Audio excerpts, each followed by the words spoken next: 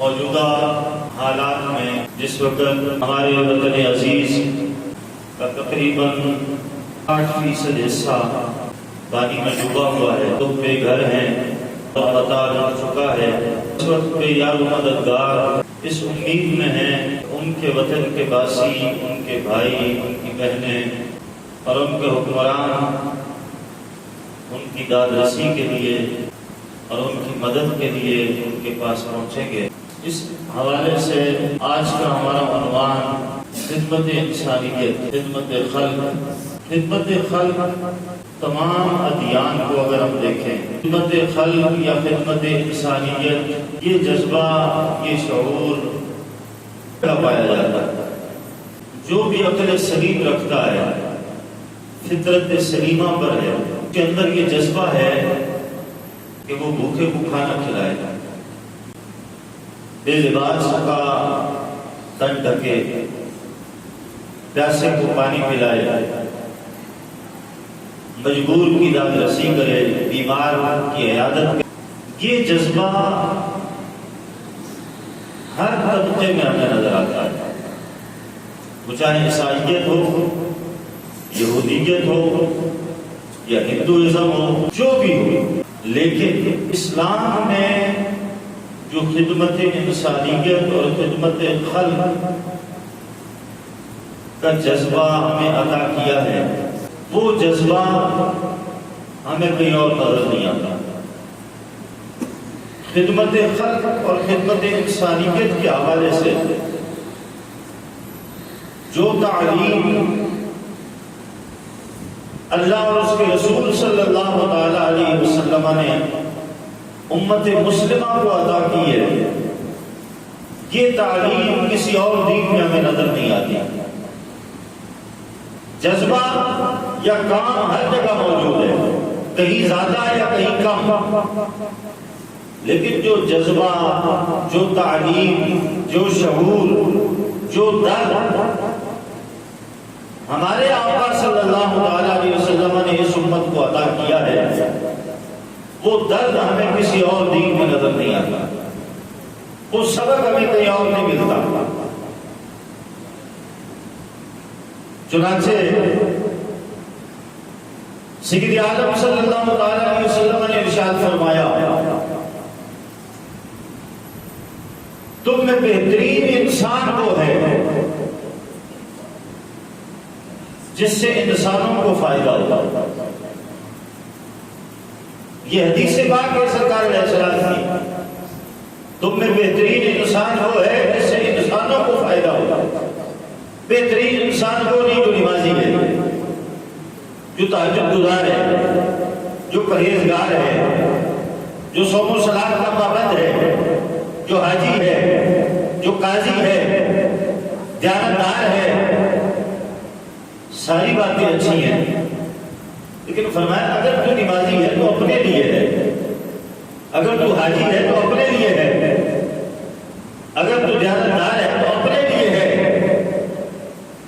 خدا نے تجھے محض اپنے لیے جینا نہیں سکھایا، بلکہ فرمایا بہترین انسان وہ ہے کہ جس کے وجود سے انسانوں کو فائدہ ہوتا ہے۔ یہ ہے وہ سبق جو اسلام نے ہمیں دیا ہے۔ دوسرے مقام پر ایک حسین امتزاج سید عالم صلی اللہ علیہ وسلم نے ارشاد فرمایا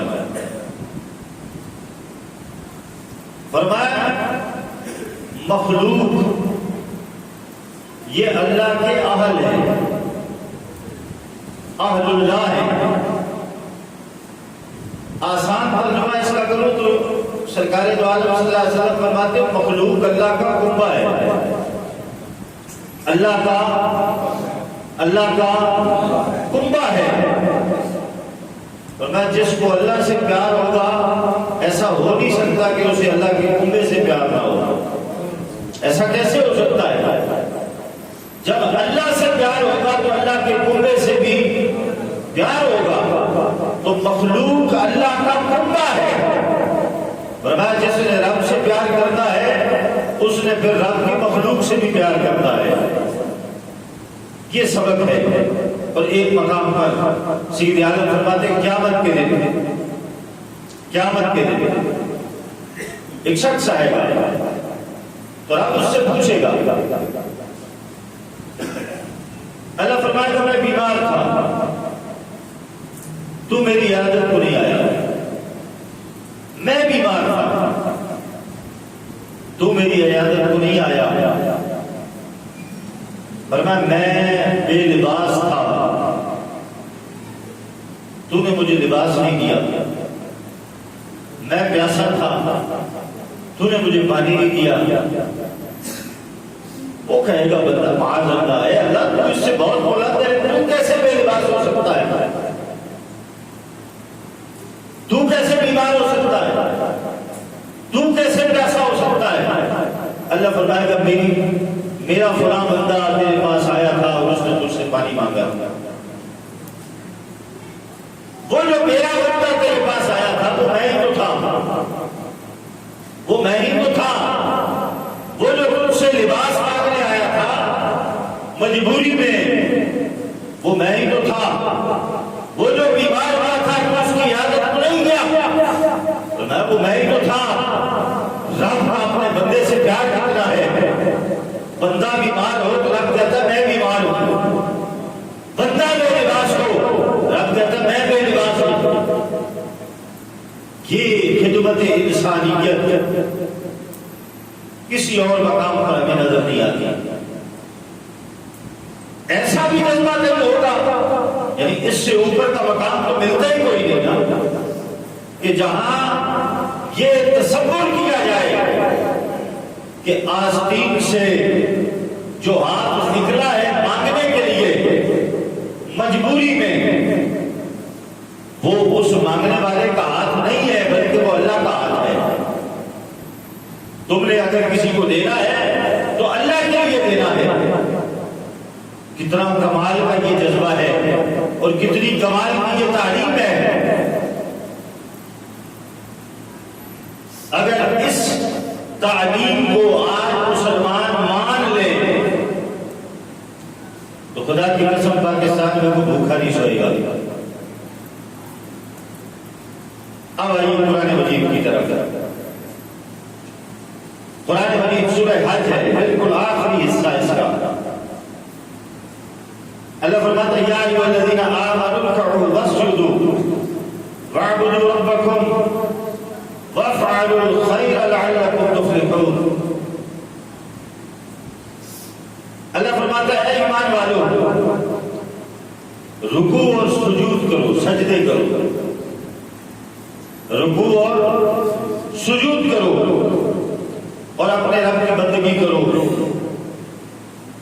یعنی عبادت کرو اپنے رب کی، رکوع کرو اور سجود کرو اور اپنے رب کی بندگی کرو۔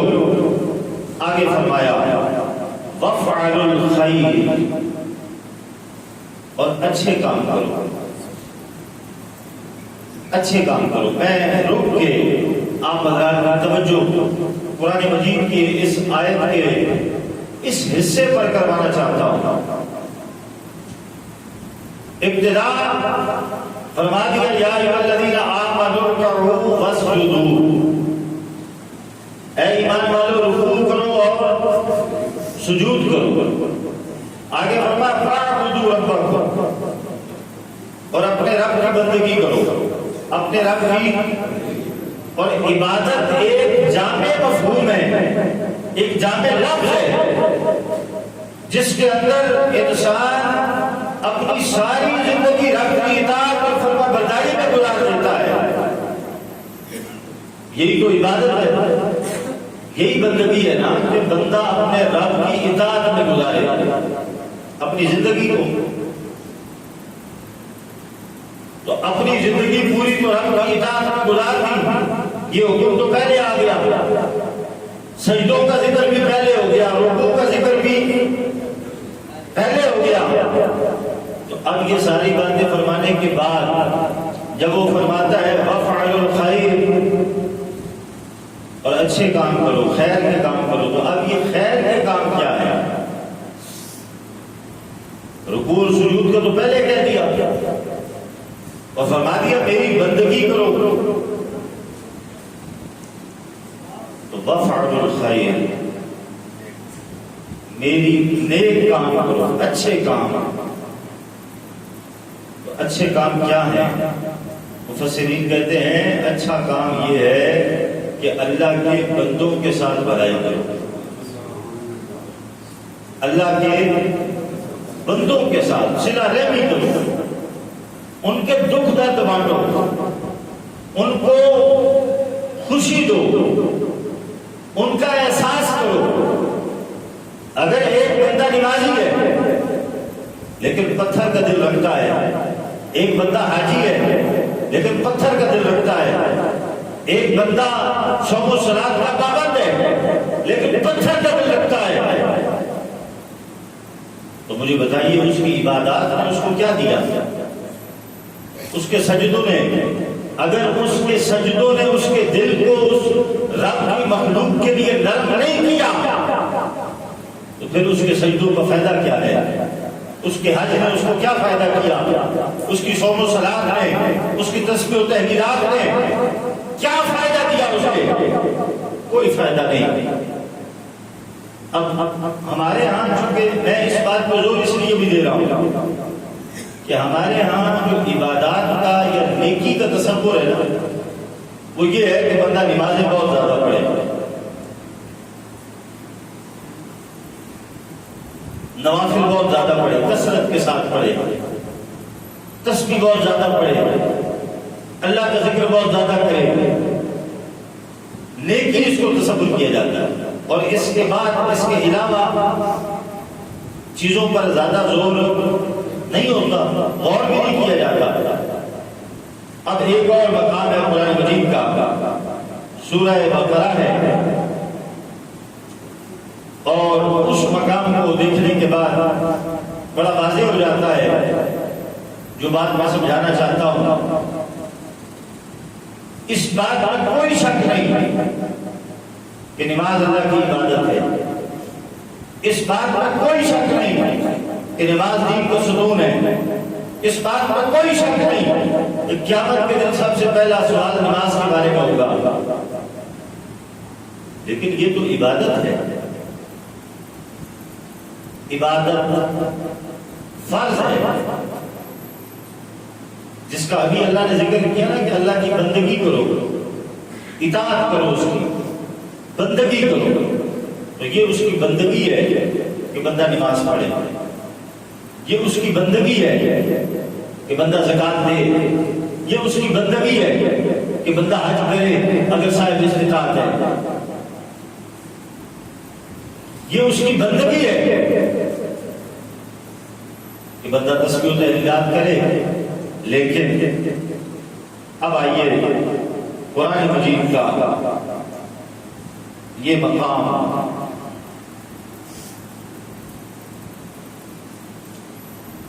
جس میں اللہ تبارک و تعالی نے فرمایا لَيْسَ الْبِرَّ أَن تُوَلُّوا وُجُوهَكُمْ قِبَلَ الْمَشْرِقِ وَالْمَغْرِبِ وَلَكِنَّ الْبِرَّ مَنْ آمَنَ بِاللَّهِ وَالْيَوْمِ الْآخِرِ وَالْمَلَائِكَةِ وَالْكِتَابِ وَالنَّبِيِّينَ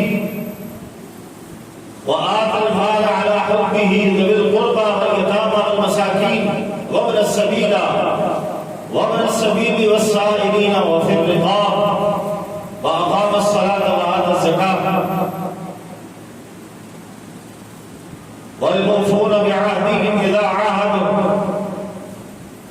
وَالصَّابِرِينَ فِي الْبَأْسَاءِ وَالضَّرَّاءِ وَحِينَ الْبَأْسِ أُولَٰئِكَ الَّذِينَ صدقوا وَأُولَٰئِكَ هُمُ الْمُتَّقُونَ۔ ایک طویل آیت ہے اور مفہوم کے لحاظ سے قرآن مجید کی ایک جامع آیت ہے۔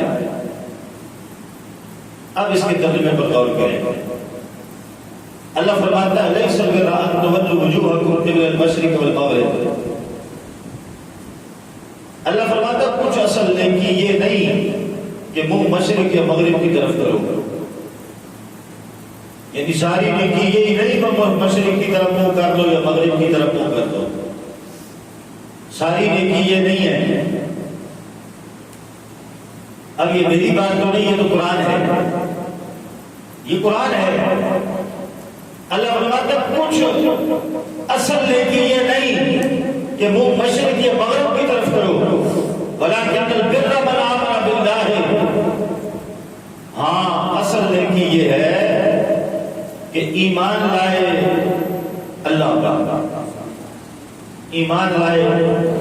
ایمان لائے اللہ پر والیوم الآخر اور آخرت پر والملائکہ اور فرشتوں پر والکتاب والنبیین اور کتابوں پر اور نبیوں پر پیغمبروں پر ایمان لے.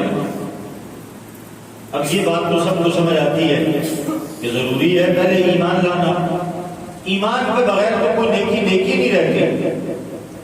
ایمان کے بغیر کوئی نیکی نہیں ہے. تو اللہ فرماتا ہے یہ کوئی اصل نیکی نہیں کہ تم مشرق کو منہ کر لو یا مغرب کو کر دو. ہاں اصل نیکی یہ ہے کہ پہلے اللہ پر ایمان لاؤ. پہلے اللہ پر ایمان لاؤ, قیامت پر ایمان لاؤ, کتابوں پر ایمان لاؤ, فرشتوں پر ایمان لاؤ, اس کے پیغمبروں پر ایمان لاؤ. ایمان کی بات ہو گئی. اب ایمان کے بعد اعمال صالحہ کی بات ہوتی ہے. ایمان کے بعد عمل صالح کی بات ہوتی ہے. تو اب یہاں اس مقام پر ایمان کے بعد بات ہونی چاہیے تھی کہ جب ایمان لے آؤ تو پھر نماز پڑھو,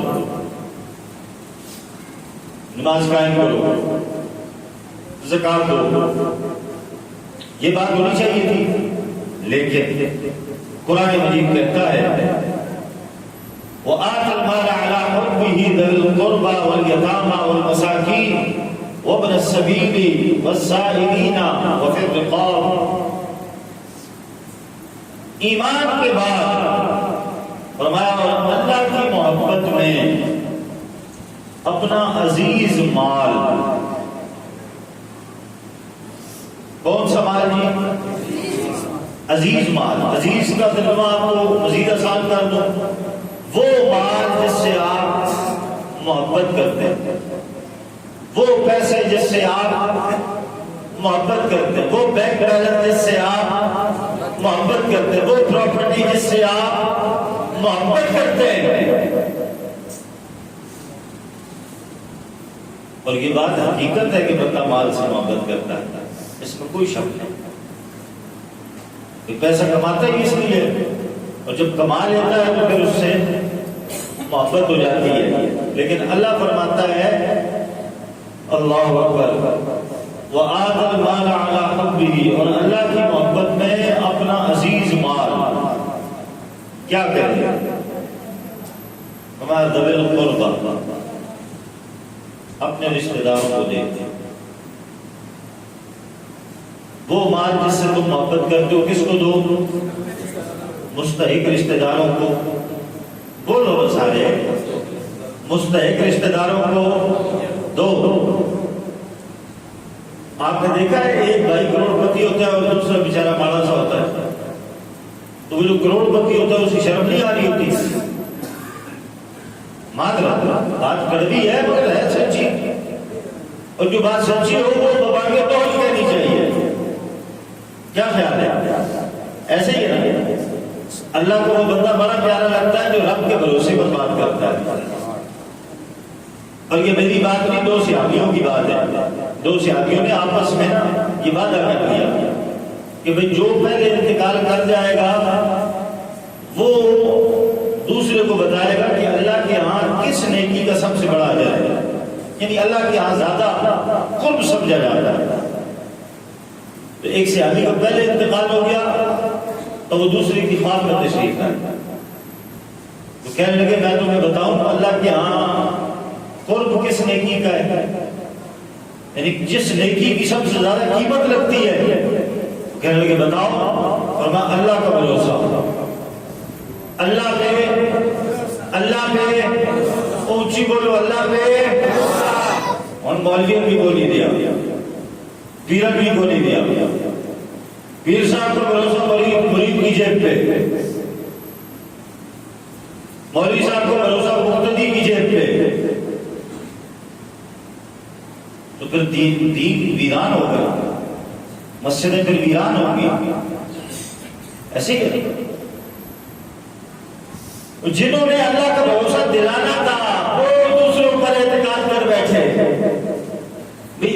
کچھ دیں گے تو پھر ہمارا گزر بسر چلے گا، اور پگلو یہ کچھ نہیں دیتے، یہ جو دیتے ہیں نا یہ بھی اس وقت دیتے ہیں جب دلوانے والا ان سے دلواتا ہے۔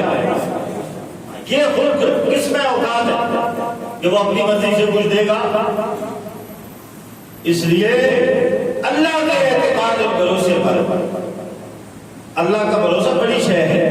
بار میں موضوع سے پھر ہٹ جاؤں گا۔ اللہ فرماتا ہے کہ نیکی یہ ہے کہ دو کس کو اپنے جو تمہارا مال جو تمہیں عزیز ہے نا، محبت کرتے ہو جس مال سے، یہ اپنے رشتہ داروں کو دو، ذوی القربى رشتہ داروں کو دو، والیتامی اور یتیموں کو اے یتیمہ مال بھی چاچے کھا جاتے ہیں، ہوتا ہے یا نہیں ہوتا؟ ہاں بھتیجے پالتے ہیں اس نیت سے کہ اس کی جائیداد کا قبضہ کریں گے، اللہ ماشاء اللہ ساری انگلیاں برابر نہیں، لیکن میرے مشاہدے میں بہت سارے چہرے ایسے ہیں جو اس لیے پرورش کر رہے ہوتے ہیں کہ کل چلو کچھ ادھر بھی آ جائے گا۔ اللہ فرماتا ہے جس مال سے تم محبت کرتے ہو نا، جو تمہارا اپنا ہے ذاتی، اس مال سے یتیموں کو دو، آگے فرمایا والمساکین اور مسکینوں کو دو، وابن السبیل اور راہگیر جو مسافر ہے، جو کون ہے؟ مسافر ہے، جو اگر کسی مسافر کو ضرورت پڑ گئی ہے تو اس کی بھی خدمت کرو، اس کو بھی دو، والسائلین اور جو سائل ہے، منگتا ہے، جو مانگنے والا ہے، اس کو بھی دو، وفی الرقاب اور گردن چھڑانے میں، یعنی جو پرانے زمانے میں جو غلام ہوا کرتے تھے، غلام ان کو خرید کے، ان ساری نیکیوں کو ذکر کرنے کے بعد رشتہ داروں کو دو، یتیموں کو، مسکینوں کو، سائلوں کو، مسافروں کو، غلاموں کو، سب کو دینے کے بعد پھر اللہ فرماتا ہے وَأَقَامَ الصَّلَاةَ، نماز قائم کرو۔ اب یہ قرآن ہے، دوسرا سپارہ ہے، میرا کوئی قصور نہیں اس میں، میرے گھر کی بات تو نہیں، یہ قرآن ہے۔ ان سب کو دینے کے بعد اللہ فرماتا ہے وَأَقَامَ الصَّلَاةَ، آپ نماز قائم کرو۔ جب ان سب کا درد تمہارے سینے میں ہوگا، جب ان کے درد کو تم محسوس کرو گے اور ان کے درد کو محسوس کر کے پھر جب میری بارگاہ میں سجدہ ریز ہوگے، فرمایا جھکو گے تم زمین پر، لیکن میں تمہارے مقدروں کو عرش سے بھی اوپر لے جاؤں گا۔ صرف ٹکرے مارتے رہو اور مال کی محبت چھپا چھپا کے بینک بیلنس بھرتے رہو اور تمہارا پڑوسی بھوکا ہے، ایسے سجدوں کی رب کو کوئی ضرورت نہیں، ایسی تسبیحوں کی رب کو کوئی ضرورت نہیں۔ دو بزرگ گزرے، ایک تو حضرت بابا فرید رحمۃ اللہ تعالیٰ علیہ اور ایک حضرت خواجہ عبد الحمید ناگوری رحمۃ اللہ تعالیٰ علیہ۔ بابا فرید کا نام تو آپ نے سنا ہے، خواجہ صاحب کا نام آپ کے لیے نیا ہوگا شاید، میں ان کا تعارف، یہ وہ بزرگ ہیں، ان کے سامنے آ کے کسی نے کسی صاحب علم یا مولوی صاحب یا عالم صاحب کے بارے میں یا کوئی بات کی کہ فلاں بڑا علم والا ہے جی، بڑا علم ہے اس کے پاس، تو حضرت خواجہ امین الدین ناگوری رحمۃ اللہ تعالیٰ علیہ فرمانے لگے اس کے پاس کتنا علم ہے، لوح محفوظ پر لکھا ہوا پڑھ لیتا ہے۔ آپ نہیں سمجھے میری بات؟ لوح محفوظ پر لکھا ہوا دیکھ کے پڑھ لیتا ہے۔ فرمایا حضور یہ کیا بات ہوئی؟ فرمایا ہمارے نزدیک پڑھا ہوا وہی ہے جو لوح محفوظ پر لکھا ہوا پڑھ لیتا ہے۔ اس سپاہی کا چوٹی کا بزرگ ہے حضرت خواجہ امین الدین ناگوری رحمۃ اللہ تعالیٰ علیہ، دونوں ہم زمانہ ہیں، بابا فرید بھی اور حضرت خواجہ امین الدین ناگوری رحمۃ اللہ تعالیٰ۔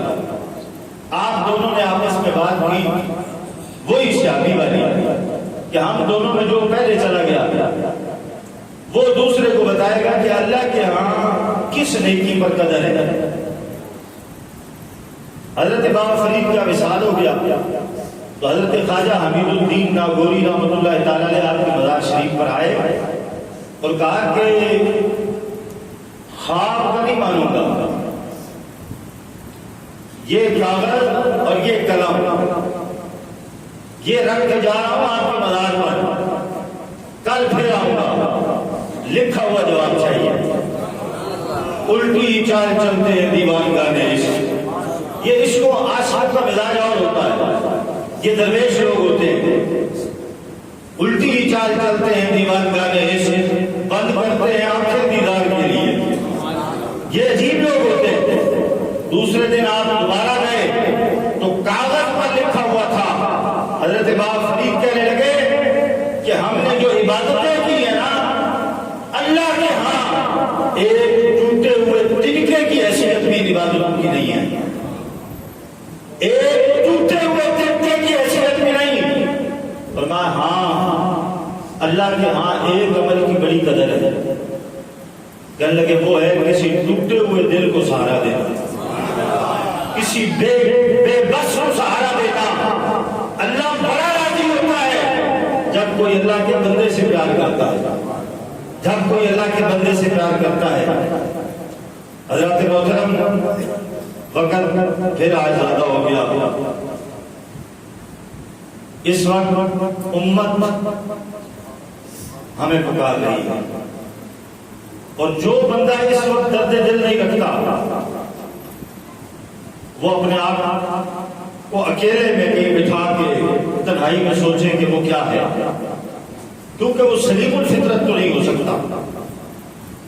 اس وقت پاکستان کا تقریباً 60 سے 70% حصہ پانی میں ڈوبا ہوا ہے. 1000 سے جب تقریباً 1500 کے قریب اب جب بارشیں تھوڑی تھمی ہے تو بہت ساری ویڈیوز میری نظر سے گزری ہیں جس میں پانی میں لاشیں تیر رہی ہیں، بچوں کی لاشیں، بڑوں کی لاشیں، جانور بہ گئے، گھر ڈوب گئے، ساز و سامان برباد ہو گیا.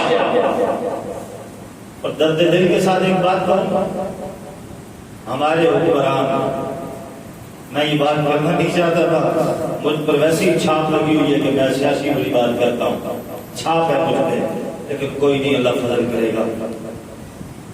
موجودہ ہو یا گزر گئے ہو سب کی بات کر رہا ہوں، میرے یہاں سب برابر ہے. ایسے بعض لوگ مجھے کسی ایک تکڑی میں بھی تولتے ہیں کہ جی یہ ادھر زیادہ ہے ادھر کا، ہم ادھر ادھر کہیں نہیں ہیں. ٹھیک ہو گیا جی، گزرے ہوئے ہوں یا موجودہ جو ہیں وہ میں نے دیکھا ہیلی کاپٹر اوپر دورہ فرما رہے وزیر اعظم، دورہ اللہ کرے ان کو دورہ پڑ جائے، دورہ فرما رہے ہیں، اوپر سے تھیلے راشن کے پھینکے جا رہے ہیں، اوپر سے تھیلا زمین پر گرتا ہے اور پڑ جاتا ہے، لیکن خبر نامے میں آ جاتا ہے کہ وزیر اعظم صاحب نے دورہ کیا اور سیلاب زدگان میں راشن تقسیم کیا، خدا تمہارا بیڑا غرق کرے. اور وہ جو گزشتہ ہے اسے دلسوں سے فرصت نہیں. امت ڈوب رہی ہے، امت مر رہی ہے، امت ہلاکت کے دامے پر آ گئی ہے. لیکن اس وقت گراؤنڈ پر اگر کوئی امت کے ساتھ کھڑا ہوا ہے تو وہ یہی مولوی ہے جن کو آپ حقارت کی نظر سے دیکھتے ہیں. اس وقت گراؤنڈ پر اگر کوئی کام کر رہا ہے تو وہ سیلانی ویلفیئر کام کر رہی ہے، گراؤنڈ پر اگر کوئی کام کر رہا ہے تو وہ دعوت اسلامی کام کر رہی ہے، گراؤنڈ پر اگر کوئی کام کر رہا ہے تحریک لبیک کام کر رہی ہے. ہزار ہمارے ان سے سیاسی ہوں گے. میں ابھی منگل یا بدھ کو مجھے اب تاریخ صحیح سے یاد نہیں، میں لاہور میں تھا، میں ممبر رسول پر بیٹھا ہوں، قسم اٹھا کر کہتا ہوں لاہور کے بہت سارے علاقوں میں پھرا ہوں،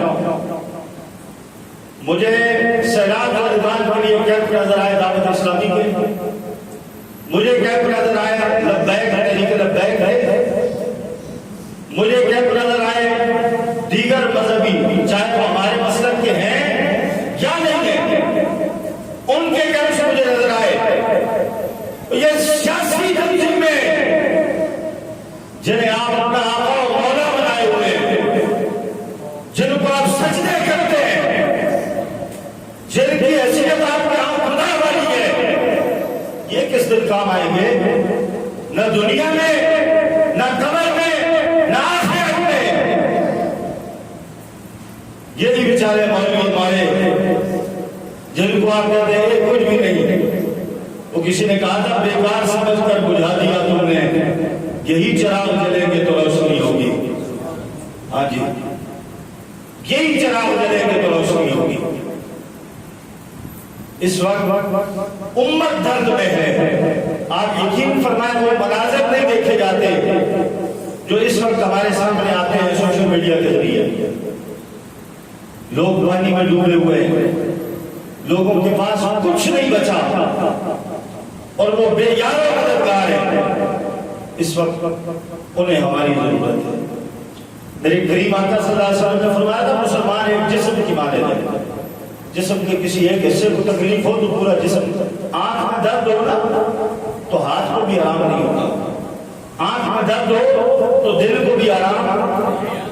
ایسا کبھی ہوا ہے کہ سر درد ہو تو سکون کی نیند آ جائے؟ ایسا کبھی ہوا ہے کہ ٹانگ میں درد ہو اور بندہ سکون میں ہو؟ نہیں ہوتا۔ 2 منٹ دیں گے، ایک پھر بات آگے میں کر دوں میں۔ آج ہی صبح ایک منظر میں نے دیکھا، یہ ہمارا توسہ شریف ہے نا، توسہ شریف، وہاں کے ایک سردار کی ویڈیو میری نظر سے گزری آج صبح۔ غالباً پیپلز پارٹی سے ان کا تعلق تھا، نام میں اس لیے بے دھڑک لے لیتا ہوں، میرا کسی نال بھی تعلق نہیں، اس لیے مجھے نام لینے میں کوئی قباحت بھی نہیں ہوتی، میں کل ووٹ بھی دینا پیا ہوں، وہ تو چکر ہی کوئی نہیں۔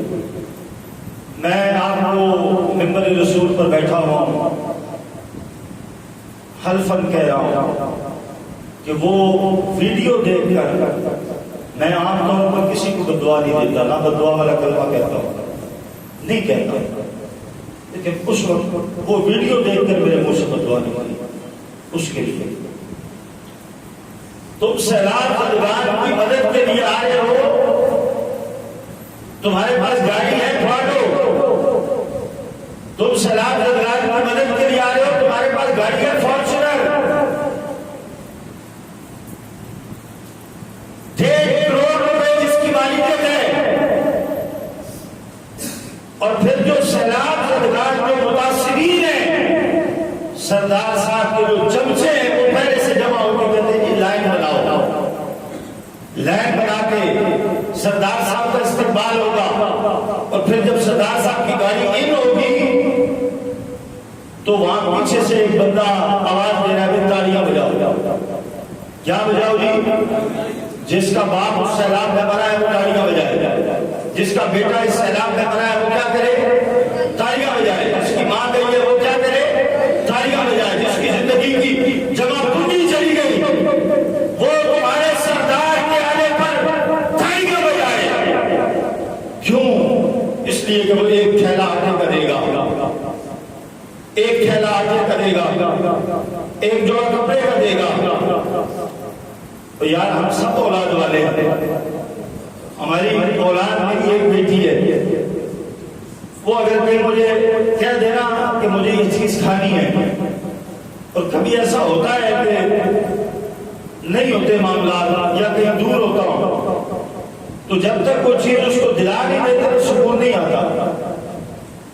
اور جنہوں نے اپنے بچوں کے لاشیں اس پانی میں اٹھائے ہیں، جنہوں نے اپنے پیاروں پر لاشیں اس پانی میں اٹھائے ہیں، اور پھر لاشیں لے کر وہ گھومے ادھر ادھر، کیونکہ دفنانے کے لیے بھی جگہ نہیں تھی، علاقوں میں تو پانی تھا، قبرستانوں میں تو پانی تھا، وہ کئی میل دور جا کر ٹیلوں پر کسی اونچی جگہ کا دیکھتے رہے کہ کوئی ایسی جگہ ملے جہاں پر قبر بنانے کی جگہ مل جائے۔